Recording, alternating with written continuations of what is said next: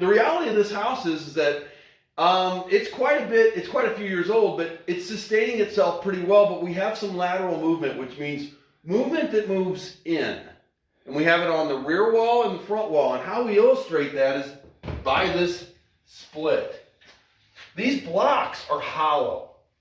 So at the bottom of these blocks, holes should be drilled because we see that there's a drainage system put in. But I'm able to peek behind the curtain here and see that there's a whole block below the floor. And if those blocks had been drilled, this water would be emptying out. And you may say, well, how do you know the water's not emptying out? Well, look over here.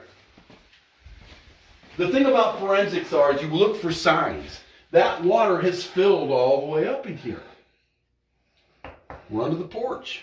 We're under something concrete. So this is something that needs to be dealt with, and that water's got to come out. This is efflorescence, which is what water leaves when it gets stuck inside. So there's no question.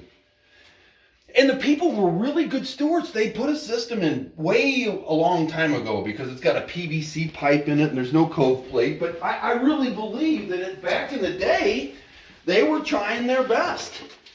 But this just doesn't work. So at the end of the day, there's going to have to be some relief to the walls, which is what I think they missed, so that we can tighten the thing up, because the house smells in the front pretty bad. They've also drilled a hole in the sewer right here. Now, you might not be able to see that, but my finger's going in it. You shouldn't be able to have holes in your pipe. That was done to waterproof the house back in the day. Doesn't work. Takes care of an area. It's like sticking a sump pump in. That will take care of just an area, but it's not going to take care of the whole basement. So we walk around, we start to see that there's been some evidence of water here and there. Obviously, posts don't rust on their own. The wall, as you stand and look at this door, things start to, you can see the tilt out. You see, this wouldn't tilt out if the wall hadn't moved in. So I think we've illustrated that we're going to be stabilizing the walls, but we got to figure out what the why is, why it's moving in, other than the fact that the system might not be working real well. In the front of the house, if you'll help me come up front here, and again, you don't see rust spots on the floor unless there's been water. The front of the house is really heaving hard. Up high, we have a lot of big major splits in the middle of the wall. This will all have to be removed to redo the system. When it actually sears the block, and I can't see this side, I am not about to play Property Brothers and act surprised when I open the floor up and say, oh, we have an issue with the footing. So there's a very good chance we have an issue with the footing.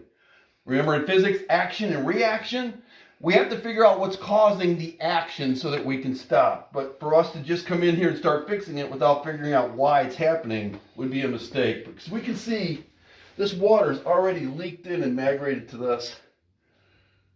There's mold down there. So we're not tearing the house apart. Again, they tried to fix it. They spent very good money to do that. Sure, there was probably a permit. In fact, we can look up with Kirkwood to see if there was a permit process to see if maybe this is under warranty. If it's not, we can certainly redo it, but there's going to have to be some structural repairs done to this house. So our next video will be outside, and we're going to see why. Till then.